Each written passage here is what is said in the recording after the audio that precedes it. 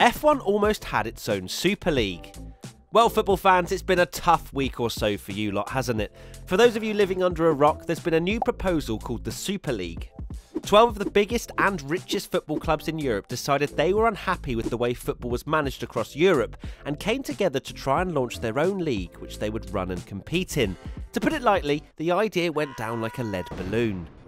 It enraged almost every single football fan as the big clubs were obviously putting their own financial interests over the good of the game. I couldn't help but sit there as an F1 fan thinking of the first time meme for this particular scenario. And that's because F1 had almost an identical crisis back in 2009 when 8 teams nearly walked away from F1 to start their very own series.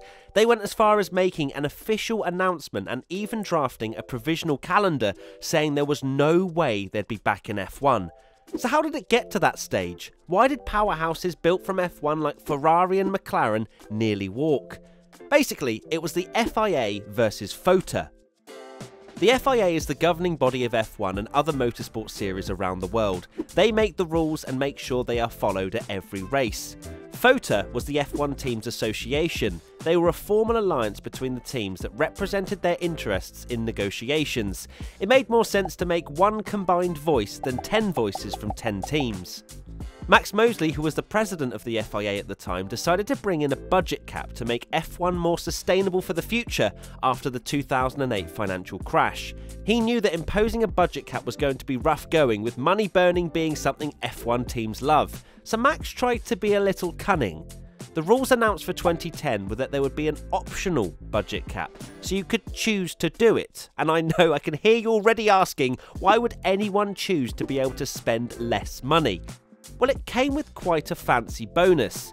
Teams who accepted the budget cap would have much more technical and design freedom, so they could feasibly build a better car but with less money. Oh yeah, and the budget cap was at $30 million. For comparison's sake, the teams right now have a $145 million budget cap.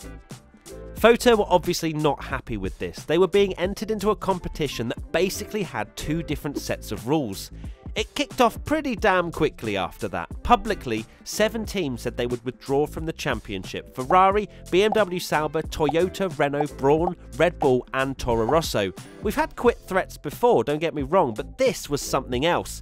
That would leave only 6 cars. US Grand Prix 2005 flashbacks intensify. All 10 teams then met up at the Monaco Grand Prix for an emergency meeting and unanimously agreed to withdraw by the end of the season unless the rules were changed. All of the teams! 3 days later though, Williams did commit to F1 and shortly after Force India joined them. They said that they were there as F1 race teams, they couldn't really do anything else, which is fair enough, but they were then kicked out of FOTA. The 8 teams left did sign up to stay in F1, but they made it clear that they had conditions. They would stay in F1 if they were able to continue with the 2009 regulations for the cars and get rid of the budget cap. This was met with a big fat nope from the FIA. FOTA weren't going to compete in a championship with unfair rules, so they felt like they had to take action. So just before the British Grand Prix, they announced their very own breakaway championship. The FOTA teams would race and run the championship. They would make the rules so that there would be no budget cap and they could race how they wanted to. Sound familiar, football fans? The FIA were furious and threatened to take FOTA to court. They said in a scathing statement, "We are disappointed but not surprised by FOTA's inability to reach a compromise in the best interests of the sport." Spicy. It didn't matter what the FIA came out and said, FOTA was set on 2010 being a new era for the pinnacle of motorsport. It was happening. They set about making plans for the new race series and leaked a provisional calendar, going to some tracks that F1 went to and some it didn't. They even had some of F1's prize events like Monaco and Singapore on board. This news would have really rattled the FIA because this wasn't a threat now.